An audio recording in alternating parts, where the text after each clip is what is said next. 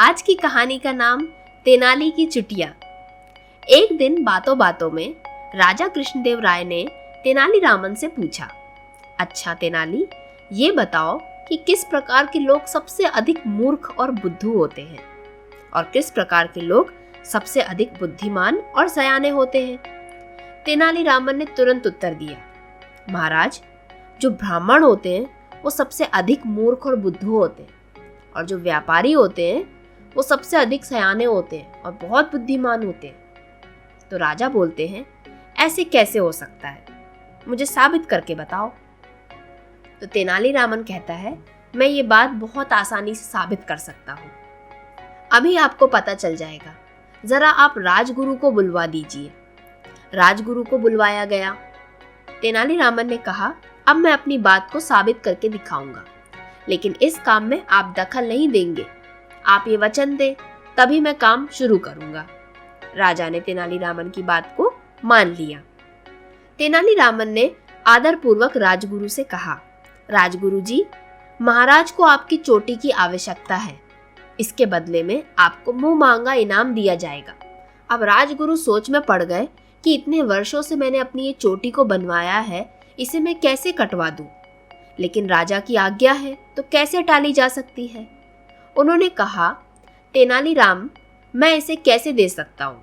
तो तेनालीरामन कहते हैं, राजगुरु जी, आपने जीवन भर तो महाराज का नमक खाया है। चोटी कोई ऐसी वस्तु तो है नहीं जो फिर से आ नहीं सकती। फिर महाराज मुंह मांगा इनाम भी दे रहे हैं आपको। राजगुरु मन ही मन समझ गए कि ये तेनालीरामन की कोई चाल है। तेनालीरामन ने पूछा, राजगुरु जी, आपको चोटी के बदले क्या इनाम चाहिए? राजगुरु ने कहा, 5 सोने के सिक्के बहुत होंगे मेरे लिए। और फिर वो 5 सोने के सिक्के राजगुरु को दे दिए और नाई को बुलाया गया राजगुरु की चोटी कटवाने के लिए। अब तेनालीरामन ने नगर के सबसे प्रसिद्ध व्यापारी को बुलवाया। तेनालीरामन ने व्यापारी से कहा, महाराज को तुम्हारी चोटी की आवश्यकता है।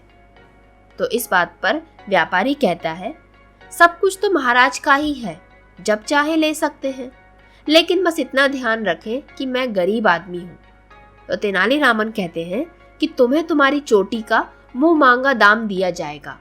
तो व्यापारी कहता है, सब आपकी कृपा है, क्या कहना चाहते हो तुम? तेनालीरामन ने पूछा।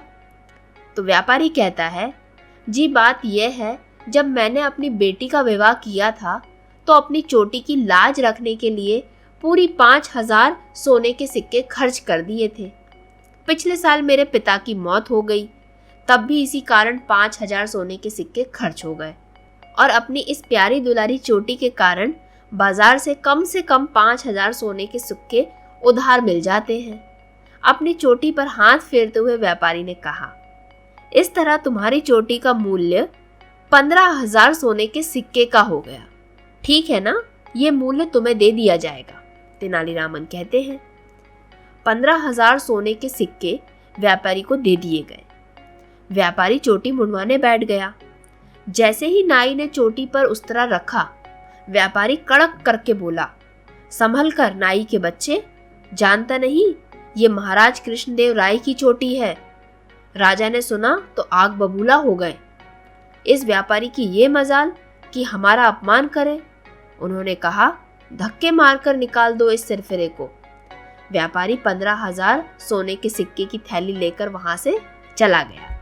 कुछ देर बाद तेनालीरामन ने कहा, आपने देखा महाराज, राजगुरु ने तो केवल 5 सोने के सिक्के लेकर अपनी चोटी मुड़वा ली, लेकिन व्यापारी 15000 सोने के सिक्के ले गया और उसने अपनी चोटी भी बचा ली।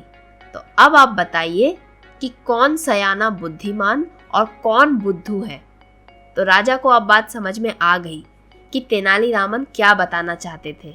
तेनालीरामन जो कह रहे थे वो सही था। जो ब्राह्मण है वो मूर्ख है और जो व्यापारी है वो बुद्धिमान है।